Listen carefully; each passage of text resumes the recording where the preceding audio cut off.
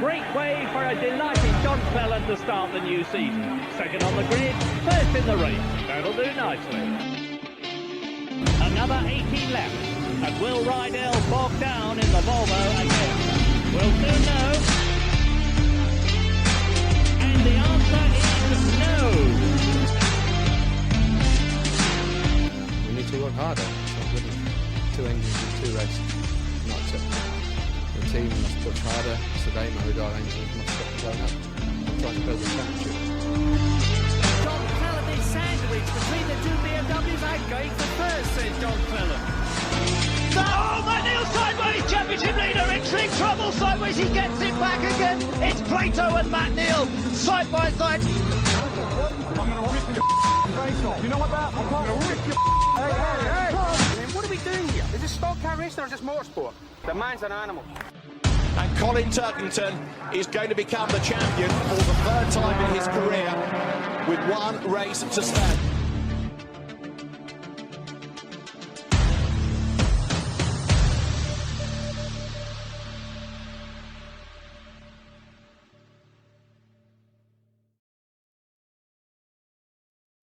Hi again, everyone. Welcome to another very special edition of Reverse Grid. And as you can see, I've got another very special guest with me. I'm being really lucky on this show to have such great guests so soon after I launched it. And yes, I get to welcome, yes, he is son of a BTCC legend, but definitely making his own name on the circuit in his own right, star in his own right. Bradley Gravett, welcome to the show, mate.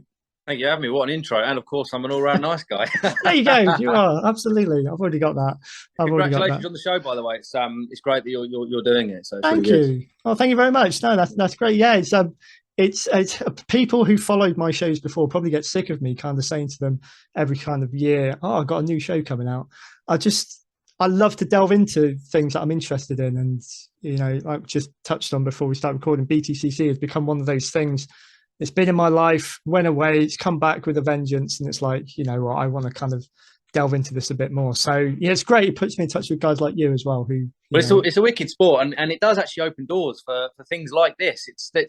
It's kind of the beauty of it, really. I mean, you get a lot of sports like similar to the touring car, similar level of sport. You know, I would say it's right up there in terms of, you know, once you get to the touring cars, there's not a great deal more above that, no. But you can still get to the people. You know, you imagine trying to get to a Premiership footballer; it's impossible. Quite, you know exactly. What I Yeah. mean? And at the end of the day, there's so many podcasts out there that do the same kind of things. I don't see a lot that do BTCC and the support, you know, racing that. So maybe I got a niche there. You never know. I think so. But you know, in return as well, congratulations. I need to kind of start off with that. Your fantastic news recently. Yes. With your move over to Exceler8. Yeah, it's just it's a necessary switch that we had to make in order to progress further into the sport. So it's probably we should have made it sooner, but I'm very excited. I haven't yet driven an Exceler8 Mini Challenge race car just of yet, but we're planning on. It's just the week before Silverstone, penultimate round of the championship. So I will be out in the car next week, and I'm very, very excited to see. Awesome. And I'm sure they're going to give me a car that's very, very fast. So yeah, it's very, very exciting for sure. That's cool. I was gonna say, actually, is it kind of like you feel almost like starting a new job? Those kind of, you know, nerves or excitement? Is it a mix of everything that you kind of? Yeah. So I mean, I'll go back a bit. So for those of you who are watching who don't know who I am, I race in the Mini Challenge, which is one of the premier support championships to the British Touring Car Championship. So the hierarchy of the championship, which you probably know this, you've got the British Touring Cars, and then under that you've got, I think, 5 or 6 different support series that alternate between weekends. And I race in the Mini Challenge JCW series. So the Mini Challenge itself is separated into 2 different championships. You have the Cooper class, which are the slower, naturally aspirated. I think they're 1.6 litre, 130 horsepower cars. They're fundamentally a road car. They're basically all the same, albeit some are fresher than others. And it is very much the driver. Now, the follow-on from that is the JCW series, which is where I am. They both support TOCA, but I'll get to that in a minute. And the way the JCWs work is they're 2 litre turbocharged, around 300 horsepower, front wheel drive. Big. I mean, fundamentally, it's a British touring car, really. In its traditional sense. I mean, if if you take out what touring cars was in the original days, it was a road car that was turned into a race car. That is exactly what the Mini Challenge is. And I'm pretty sure now that the JCW is the only championship that sits on the package that is actually a car that starts off as a road car and then gets turned into a race car. You look at, excuse me, you look at a touring car these days, and it's basically space frame. And they're made to be race cars, and it's the same in the Porsches. It's the same, of course, in the F4s. That's a race car. The Ginettas are the same. So yeah, fundamentally, the JCW series is that. So, and I race in that. And as you just said, Chris, we've just switched teams to Exceler8, which is, I would say, probably the leading force in the championship. And probably the leading force in one of the leading forces in the touring cars as well. So it's a very, very exciting place for me to be. And yeah it's interesting times for sure. Very excited to get out in the car since they've played around with it and given it their little touch. So it's very exciting. You got a little bit of a run out for the remainder of this season. You got your Silverstone and Brands, I understand, and then that till next season. Then you've got the whole of next season to come. So the plan is to finish this season off with Exceler8, and then to go over to stay with Exceler8 for next year, of course, and then running the championship again. And then, see where it goes after that. I mean, ultimately, the plan is British touring cars. That's not a secret. No. Just the sooner the better, really. Sure. I'm ready. I think I'm ready. Cool. I haven't driven one yet, but I've been told they're not a great deal different to a Mini. And I've kind of got to a point with my career now where I feel like, you're always learning. There's no question about that. I mean, if you say you're not learning, I think that's probably one of the biggest limitations you can have as a driver, because I am still learning. I will always continue to learn. But equally at the same time, I feel like I'm at a point now where I'm not, I never was, but I'm not frightened of the car. I'm prepared to wring its neck, and I'm happy to just, let it move, let it happen. Let the car, I'm happy to get a hold of it. And I think, for example, round somewhere like Snetterton, which is a long lap, I think we're only 7 or 8 seconds slower than a touring car. I mean, it's a lot in terms of racing time, but really 7, that's to lay people like me. That's 8 seconds. So it's not a lot, really. No. I was going to say that was going to be sort of, you covered quite a few points. Actually, I was going to try and go down. Firstly, no, don't worry. No, it's brilliant. It's now giving me the grounding to do that. It's cool. So, firstly, sticking within the minis at the moment, it's as I explained to you before, it's not a competition I had seen until this year, because I kind of missed a few years of the BTCC, and I believe it came in during that time. I don't think it was part of it when I was watching it before. So the two classes, the main differences, you touched on those used in the Challenge Cup and the JCW. So you've got the Cooper Trophy series, which is the slower of the two, and then you've got the JCW series, which is the faster of the two. Yeah. So the main difference, I guess, then, because I was at Thruxton a few weeks ago, my kids, it was the first meeting we've taken them to. First one I've been to since I was their age as well. They absolutely love the minis. And I think maybe because a bit like me, when I first saw the BTCC, they were cars they recognised, and they're racing around the track, and it's exciting. Well, they want to come and see the JCWs because they watch. And that's it. I mean, we go past those cars like they're standing still. Sorry to anyone who drives one, but it's dead true. I mean, we go straight past them. So, yeah, so with Thruxton, it gets quite confusing because people don't generally know the difference. When you get up and close to one, they are complete. I mean, they are in no way the same, other than the fact there's a badge on the front of it. They are completely different cars. I mean, the Cooper car is very much a car. I mean, I raced the Coopers in 2020. I started my professional racing career in a Cooper, or the Cooper Trophy Championship, the slower of the two. They're kind of they're overtired cars, so they're on slicks, they're underpowered, and they've got too much tire, which basically means that you overdrive them everywhere, and it's he or she who overdrives them best generally is at the front.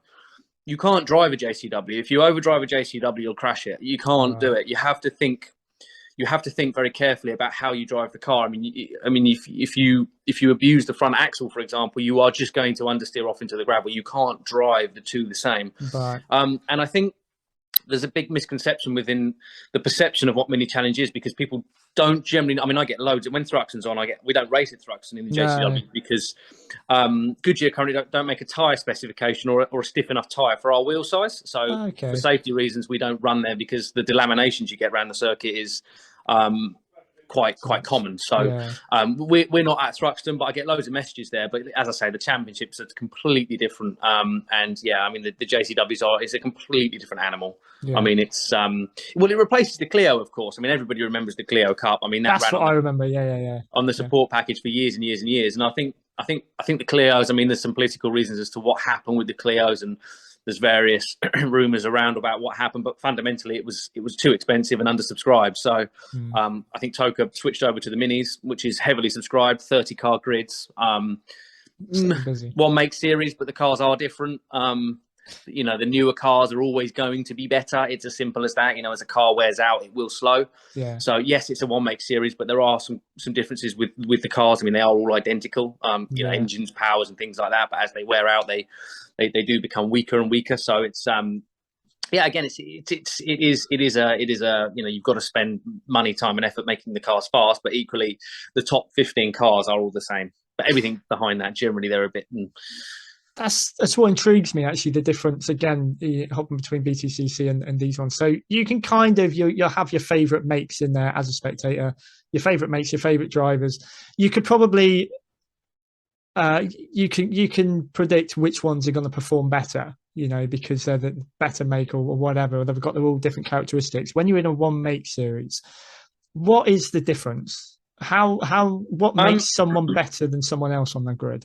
So, in the Coopers, really, it's the same in both. It's car and driver, really. I mean, the JCWs is you have to, certainly in the series that I do at the moment, the JCW classes, you can't be frightened of the car. I think a lot of people are frightened of the car, and you see it. You see accidents happen, and you think you probably didn't get hold of that quick enough, or you probably weren't quite sure, or you can't hesitate with it. You just have to do it. If it starts to oversteer, you've just got to fix it. You know, you might be doing 100 mile an hour sideways, but you've got to fix it. Otherwise, you will hit that barrier. And I think probably the biggest thing for again the top 15 drivers, the top 12 drivers, perhaps, is that they're all capable of winning races, and we're all capable of being right at the front. So it becomes a bit of a game of chess. You know, who has got the best engine on that day? Who's got the best setup on that day? I mean, there are plenty of different setup options on the car.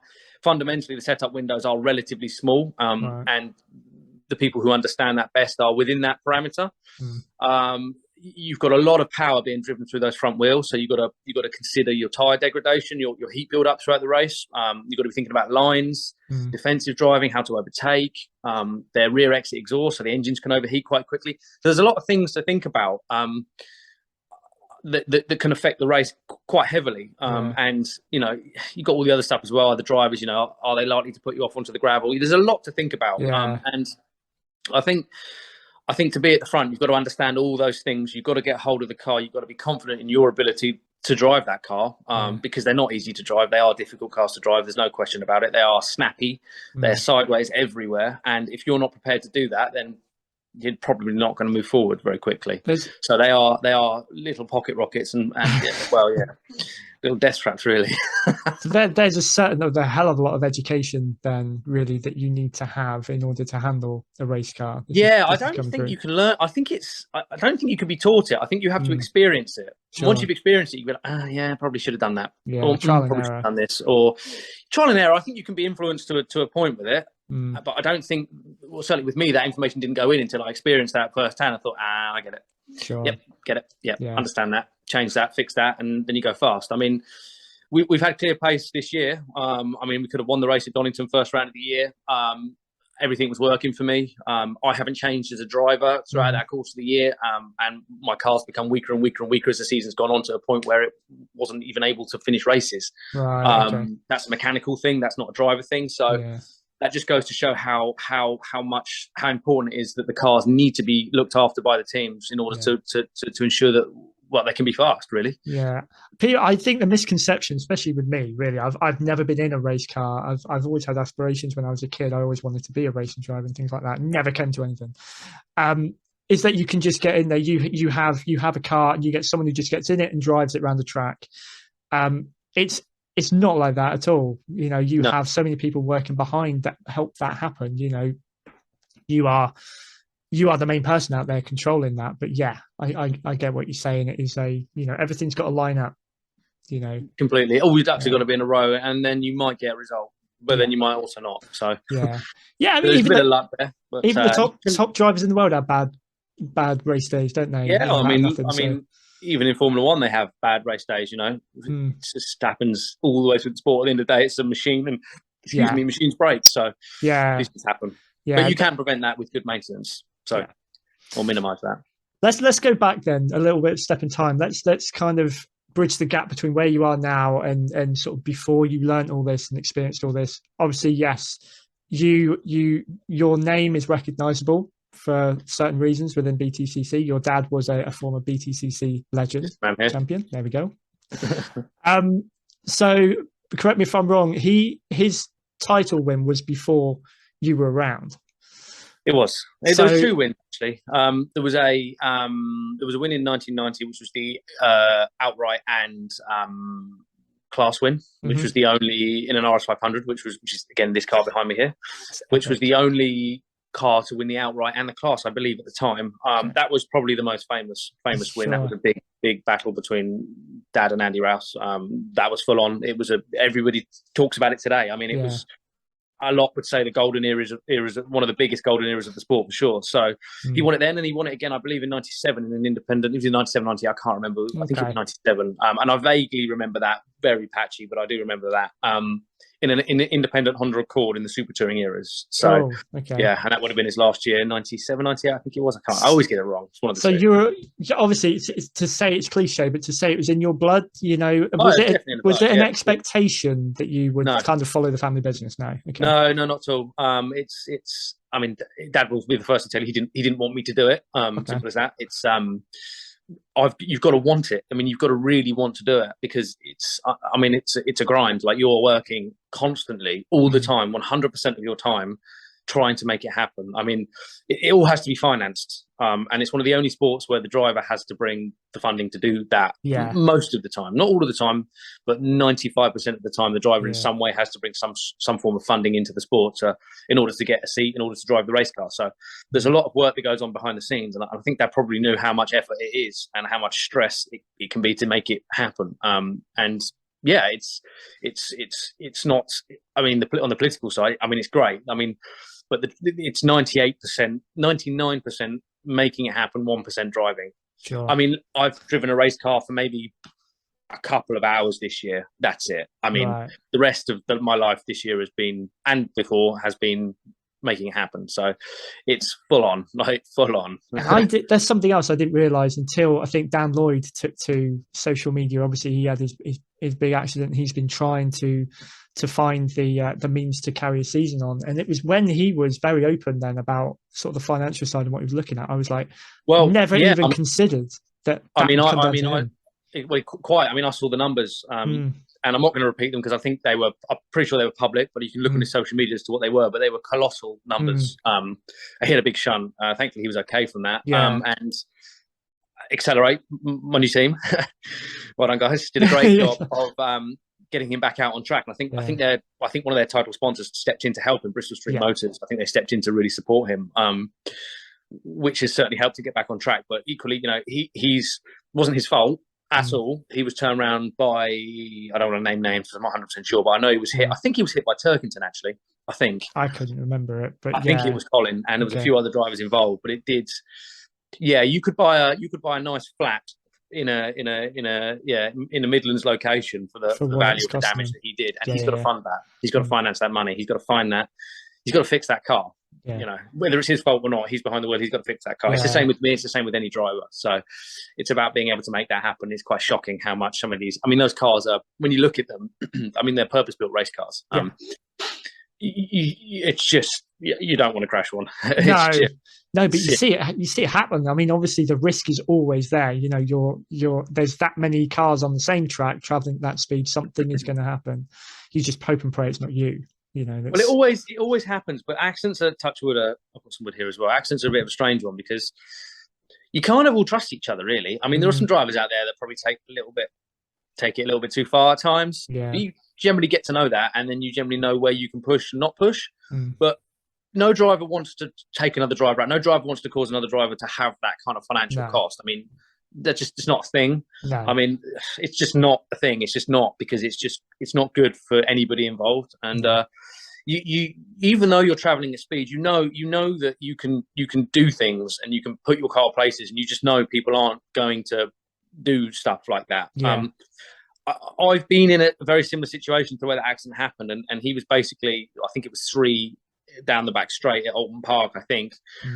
And he just got clipped by somebody and was just turned around. And I've been in that situation before. And what it basically is that the 3 drivers, neither 3 want to lift off. No. Because if you lift off, you are going to lose places. Yeah. And it just gets taken a little bit too far. I think you just get squeezed. And 9.5 times out of 10, nothing will happen. But that one time it does, it's a big repair bill. Isn't it? It can be. Yeah. Yeah. But it's good to see that you know, he, like yourself, I suppose, able to see out the rest of the season, and then, you know, beyond that, let's see what next year brings. He's a quick driver, so he's yeah. I mean, he's been right at the front. In fact, he won at Croft, didn't he? So he's a very quick driver. He deserves to definitely earn his place to be there, and absolutely, he deserves to be out on track. Yeah. Because he would just be replaced with somebody else, possibly that has enough money to, 1, repair the car, and 2, run for the end of the season. That'd be a real shame. So it's nice to see that he's back. So you've really got this marriage of having the talent to do it, because it is a talent. You know, not everyone can do this, and having the means to do it as well. Yeah, I think there's an element of you've got to be a little bit fearless to a degree. Yeah. You can't allow yourself to. You've got to trust yourself 100%. And so from the driving perspective, yeah, you work really hard, and then you get to the circuit, and you might still be learning. So you have to understand that you are still learning, and you're still learning these things, and you might not be right at the front. But equally at the same time, you've got to maximise 100% of the time that you do get on the circuit, because if you don't, it can be very easy to probably get frustrated and get sucked into the frustrations of not being where you think you should be, and things like that. So it's not just about talent, it's about mindset and understanding where you can improve, how you can improve, what you can do. And I mean, I think about it all the time. So I mean, I'm always thinking, I mean, I know I showed you my simulator that I'm on all the time. So when I get to a circuit, I need 3 laps. That's it. I mean, I don't want to drive anymore necessarily. It wears tyres and cars out. I don't want to do that. I want to minimise I actually want to do as little driving as possible. That's what I want to achieve on a race weekend. Fair enough. Still getting quick results, because if I wanted to drive a race car, I can get track day car. But it's not. It's different. I mean, so when I get to the circuit, I know exactly my turning points, my braking points, my apex points, everything, because I've rehearsed it. It's just a dance. That's all it is. Have you got? I was going to ask this later on, but I might as well bring it now. You got a favourite track? Every time I go to a circuit, I go, "That's my favourite track." I like them all, really. I think probably the question to ask, probably, what's my least favourite? I was going to say, is there one that you don't look forward to? Yeah. Well, not really. I mean, generally you hear drivers say things like, Brands is my favourite circuit, or Snetterton's my favourite circuit, and that's usually because they've had a good result there. So I like Snetterton. That probably is my favourite circuit. Okay. But then I like Brands because Brands is just iconic. Yeah, and it's a great circuit. I'm fond of Silverstone. Croft is great. Really. Knock Hill's probably my least favourite, but only because I've had not very particularly great results there in the past. Okay. But actually, it's an awesome circuit. They're all as good as each other, really. They're just corners and straights.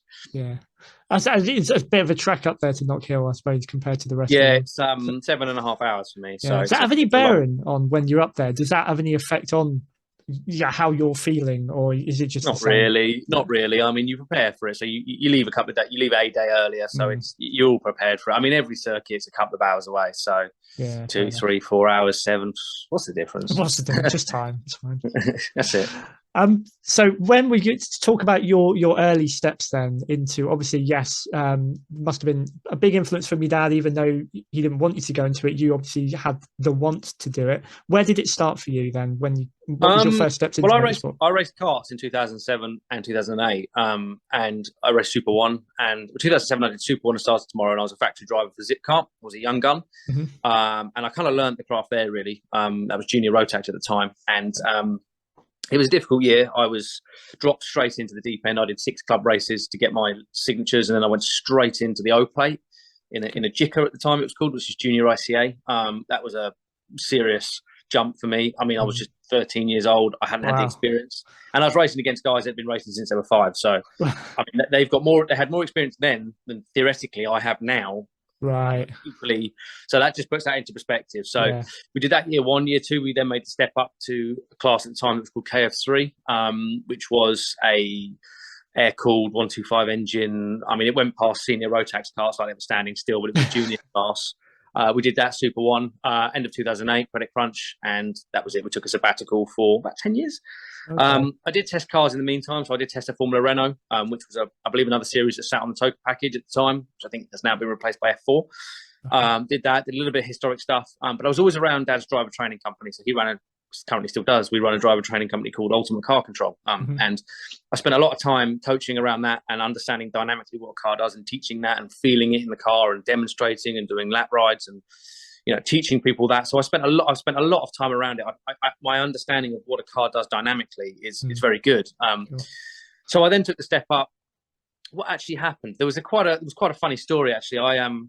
Friend of mine who lives locally to me, who I'm friends with on Facebook, he got a drive in a JCW, and I thought, I fancy going that. Okay. And I didn't really think much more of it. And we were driving down a motorway near us, actually, and we stopped on the motorway. And on my left was his car, which was a JCW at the time, on the back of a trailer. And I thought, right, that's it. Wow. We're making this happen. So I said to Dad, this is what I want to do. And he said, oh, funny you say that. You know the Mini that we used to have? I said, yeah. He said, well, I've just sold that to somebody who runs a car in that championship. Anyway, long and short of it, we went down to Brands Hatch, had a chat with them. And 3 weeks later, I was out testing a JCW, which was a baptism of fire. I'll bet. Yeah.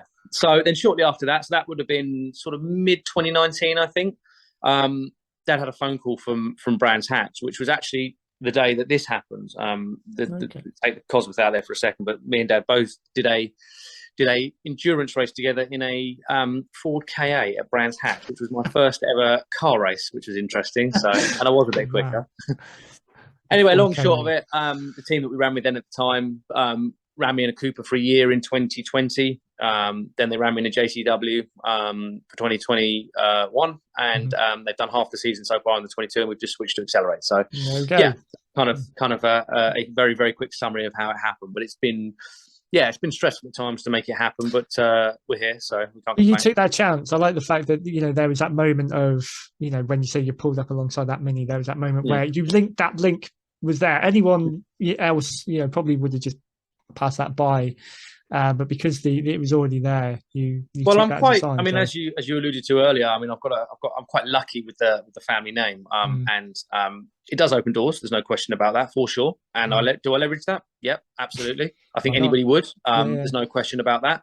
But at the same time, I still need to perform. I still need to do what I need to do. You know, I'm here today talking to yourself. You know, I'm doing as much as I can on a PR front to make it happen. Activate my sponsors, activate the team, activate everything I can to make it happen. So, yes, it opens doors, and yes, I am absolutely 100% of the time leveraging that. But equally, at the same time, I still need to perform, and I still need to have my own personality. So, yeah, I think I've got to a point now where I do feel like a proper driver. I mean, a proper driver.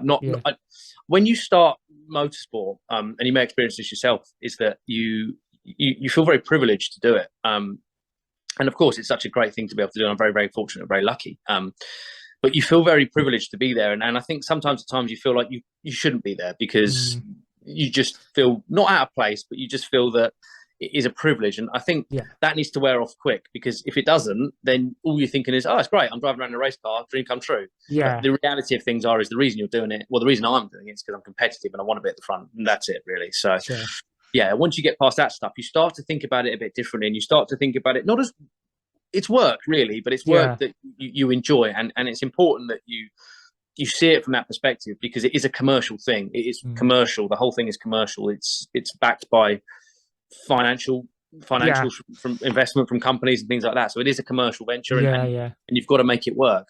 And that's that. And I feel like I've got to a point now, and I felt like that for a long time, where I'm confident in my ability. I've got the right mindset. All I need is the car. Yeah. Is there an element, you said, obviously, the name recognition opens doors. On the flip side, is there extra pressure you feel because of that? No. I mean, yes, from the outset, of course. Yeah, there's always going to be an element of pressure. Do I feel it? No. No, fair enough. I know that I'm fast enough to achieve what I need to achieve. I just know that I've got to get, as we discussed earlier, got to get all those ducks in a row, and then once that's all there, and we will be where we need to be for sure. But I mean, I think initially I would have said 100% there's pressure there.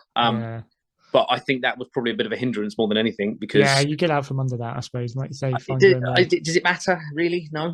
I mean No. that's it's one of those things. So does it bother me? No. It would be great to see actually, the name Gravett back on the BTCC. It's starting going to grid. happen for sure. So, yeah. There's no questions on that. We're going to make that happen. So. I could put you on the spot, and I'm not going to say, okay, have you got a favorite team or anything like that? Have you got a car that you would want to be in, or that you imagine you're in when you're in BTCC? Well, I'm a big fan of Hyundai's. I don't know. Genuinely, I think obviously I'm referring to Exceler8 here. I think the team have done. I think in a very short period of time, I think it's only a 4-year-old team. You've got to give them some credit for what they've achieved in that very, very short space of time. Unquestionably, they are one of the best looking teams on the grid for sure. And I don't mean from a livery front. I mean from a back end side. The livery's great; it's fantastic. But from a back end side and a commercial side, they just get it. They just understand it. They just know. I mean, it looks like an F1 team. It looks like a Formula One team. That's how I can describe it. You imagine what the pit boxes look like and the way it's all. I mean, head on to YouTube and have a look. You can see what it looks like. They do grid tours all the time, and it's just the way the boards fit together and the telly that's integrated in and the way the partners are listed. It's just exactly as it needs to be. Very professional, and it will not be long until that team is dominating the series because they're doing everything right. Very, very close. Now, this season alone, I was, again, having taken a few years away, I knew when Tom Ingram came into it, when I was watching it before, but seeing the progress he had made and the fact that he was there at the front for quite a bit of the first half of the season, it just shows. This year. But, yeah. I mean, he's jumped in the car. I mean, I think he was with them last year, of course. I think wasn't it in the Ginster's car? I think it was, wasn't it, in the Infinity then? I believe they ran the car then. And Tom's a good peddler. He's fast. There's no question about it. But equally, if you put Tom in the slowest car, he won't be at the front. So there's a huge element of that. Yeah, absolutely. I mean, they know what they're doing. There's no questions. I mean, it's not an easy thing. It's not an easy sport to be competitive in, and for a team to get a car competitive consistently, there's been a lot of effort, energy, and time put into that to make that happen. So you got to give them some big credit for that. And yeah, I mean, I've seen some of the back workings of the team now, and I'm very impressed. Cool. You're in the right place, which is only going to be great stuff heading into next season. And then sort of beyond that, I'm not asking you to get your crystal ball out or anything like that, but in terms of the progression you want to make, what's your plan beyond next season? I mean, I want to go touring car racing really, but next season we're committing to a full season in the minis again. The plan was to get results this year and potentially make the step up to touring cars next year. That isn't going to happen now. We need to get some results both this season and next season. Ideally win the championship if we can. I can't see why it's not possible.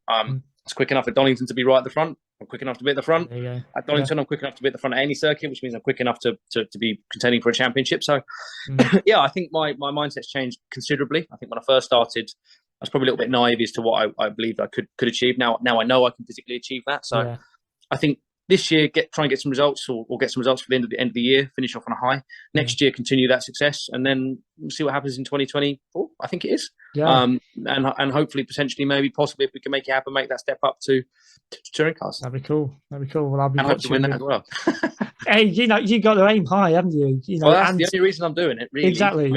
Driving a race car is brilliant, but I'm massively competitive, proper. I think you have to be, don't you? I mean, when you're on the track with that many cars, again, going back to my earlier question, especially if you're in the same kind of car as someone else, you have to have that something extra, and to propel yourself to stand out from the rest and be at the front. So, absolutely. There you go. Cool. Right, I'm gonna finish it off now, just with a couple of quick fire questions, really. So this might become a bit of a staple one. I think I'll be interested to hear from a racing driver perspective. I'm going to call it first and last. What was your first car, and what do you drive now? Oh, I've only had 2 cars. I used to drive a smart car. That's amazing. 4. Okay, which is basically a Mitsubishi Colt with a smart or Mercedes chassis on it. I mean, as a 1.1, I drove that car hard. Like when you drive a slow car and you're committing to going on a motorway and you're like, I'm committing. I'm coming on, because if I brake, there's no chance I'm going to get on this motorway without dying. Yeah. That was a great car. Now I have an Aventador, a Lamborghini. So yeah, quite a jump. Wow, that is a hell of a jump. No, I'm joking. I have one. But even that, really, yeah. It's a 130. It's a bit of a beast. It's So I have heard you refer to this actually in another one. So yeah, it's not your traditional. I used to have a 1 Series, just a real kind of daily drive one. This doesn't sound like it's one of those necessarily. Well, it's a 130, so it's a little bit older than the modern ones. It's a 3-litre 6-cylinder thing. You get about 22 to the gallon out of it, but yeah, it's good fun to drive. Well, it was funner to drive before I put a proper set of tyres on it. Put it that way. Fair enough. But go on. This question probably goes hand in hand with that. Then, your favourite music to drive fast to? Oh, that's a difficult question. I've got over 1,000 songs on my Spotify playlist. It's not really a question you can ask these days, is it? It's not just putting a CD in like you used to. Celine Dion, no, I'm joking. Pink, no. I don't know. What's at the top of my playlist now? Cover it up with humour. We all know that's really what Dave, how about that? There you go. Why not? When I was growing up, my dad introduced me to some of the bands and that I'm into still today came from my dad's influence. Meatloaf was one of them. Oh, and yeah, I know Bat of Hell was I don't know how they did it, but scientifically they proved that is the song that you drive fastest to. So there you go. There you go. So I wanted to see where you were. Flat out up to 70 on the motorway and hold it there on the limiter. Awesome. I've done the other one, favourite circuit. I've done that one. So oh God, now I'm at a bit of a loss. So tell me how not to be a racing driver. There you go. Read Jason Plato's book. Yeah, that's it. That's it. Read Jason's book. Yeah, I've never read it. Have you not? Read it. I like Jason. Great. It is a brilliant book. He is funny. I do like him a lot. Do you get to be around him? Have you? I know Jason quite well. So yeah, I see him quite a lot. To be fair, he's exactly as he is all the time. That's what I wanted. He's like my BTCC hero, and I wanted to try. Really? And, is he? Sorry, Dan. All right, sorry, I can't cover everyone. JP is like the reason why I rediscovered BTCC. So He's a old school. Disrespectful. It's not old school, but he's a driver of how they were then. When it was about the driver more than the touring cars was different then. It just was. The super touring era was different. It was far more gladiatorial in those days. You know, you really fought like John Cleland and and Andy Rouse. They all had personalities. They all still do have personalities, but I think it was capitalized on a lot more in those days. And I think people followed a driver because they liked a driver. They still do like drivers. I think I know what I'm trying to say, and I'm not sure I'm getting it across particularly well. But I know what you're saying. Yeah, I mean, my missus actually, when we were at Thruxton, she's getting quite into BTCC, which is the only sport I've ever been into that she's actually taken interest in. And she found it weird because she's been around family who are massively into football. She says, you go to a football match, you've got two sides. You've got fans for one or the other. You go to a race meeting and you've got people walking around supporting everyone. And she found it really, really strange. She was like, what do? Do you support teams here? Do you support drivers? Well, I don't know. I genuinely don't. I mean, I'm not into football at all. If it ended tomorrow, it wouldn't bother me. Sorry, football fans. Sorry for the hate I'm going to get. I like the sport of football, but the problem is I don't like the politics. So I really don't like the fan stuff. So I don't like the whole, people's heavily invested interest into the sport and the clashes that you get. I don't follow it. So I can't have those conversations with people. Like World Cup result. I like that. Yeah. Side, so we all talk about the same thing. So football's, I don't understand it myself, but I've been to a football match once. It was we were the second row up. It was the London derby with Arsenal and Tottenham. It was quite at the baptism of fire, put it that way. I will ask then, fear of the answer, which side were you on, if any? What would you like me to say? Spurs, really, but I'm not putting words in your mouth. I think Spurs is Tottenham, isn't it? I'm not really sure. Yeah. No, I was a friend of mine's an Arsenal supporter. He had a season ticket there, so we were there. Sorry, we'll let you off. You weren't there. They did give Spurs a tiny little section of their little thing. I was quite quite surprised how small they were allowed to bring in, but there you go. It just asks for trouble if they. All the players are warming up. Harry Kane was all warming up. And Oh, cool. he was all running around in front of us. It was great. I could That's talk cool. to them and stuff. It was awesome. That's cool. Is it like this every time? No, you could be up in the odds. I've managed to see Spurs, being a lifelong Spurs fan, I managed to see them once when they came nearby to Exeter on a pre-season friendly, and I was one of those sad sacks afterwards next to the bus trying to see who I can see. Oh, And, okay. Yeah. Seeing how small Jermaine Defoe was, that was probably the biggest surprise. Yeah, well, switching over to motorsport, you just walk up to the teams and there's a driver. I know. I did that. I did the paddock walk at Thruxton, and it was really, again, surreal. I was stood a few feet away from Colin Turkington and Jake Hill at one point. I was like, can I go talk to them? They kind of look a bit busy. I don't really want to disturb them. Yeah, but, go and talk to them. You know, That's it. yeah, I will. Like the amount of people that I see that I like little kids mainly, that they look at you and they know they want a poster, but they just gotta go. Just ask. Yeah, I felt really bad for we're deviating here, but that's fine. I'm gonna stick with it. I was in the pit walk with my little girl. I was going to go on my own because I didn't really want to drag either of my kids. They're both 8 years old, so I didn't really want to drag them through all that mass of people. But she wanted to come with me, so we stood for the entire time for Jason Plato. Now she's a big fan of Stephen Jelly. My little boy's a fan of Ash Sutton. They were stood either side, and I was like, no, I'm standing here. I'm going to meet Jason Plato. I got almost to the front before they started turfing everyone out, and I was like, I had to go back empty-handed without anything. I could have got Stephen Jelly, I could have got Ash Sutton, Really? but I was like, didn't come away with meeting JP. But there we go. I know. Jason's probably going to watch this, so when you watch this, Jason, make sure you give Chris a call and or a message and a signed hat. Maybe. I tell you what, I keep a bucket list of guests for each of my podcasts, and now that I can tick yourself off, there's someone else on there. So yeah, if the right people are watching, yeah, too long. There was one more question actually, BTCC related, that I was going to get your opinion on, to be honest with you. So looking at, that's the ultimate goal, where you want to be when you get there. I'm not going to say if you get there, when you get there, how different would the sport be to when what you grew up with your dad? The era that he was in, what would be the main differences? The cars are different. They are. You still with me? So I think I dropped out there for a second. Yeah. The cars are different. I think it's harder now. I think it's harder. It's always been hard. But it's been hard for different reasons. I think it's harder now because of the hybrid systems. Yeah. Because of the ballast now. There's obviously now the hybrid system has changed. And it is. You've got to be in the right car. If you're not in, I'm not going to name names, but there are cars out there that just simply will not win races. End of. Right. And there's no point. There's no point in finding the money that you've got to find to run in a car, and it's serious money as well as we discussed. It. Big money. So there's no point in going through all that effort to finish 17th. What's the point? No. Quite. So if I'm going to do it, I need to be able to make sure that I'm in a car that's quick enough to do it. So I think.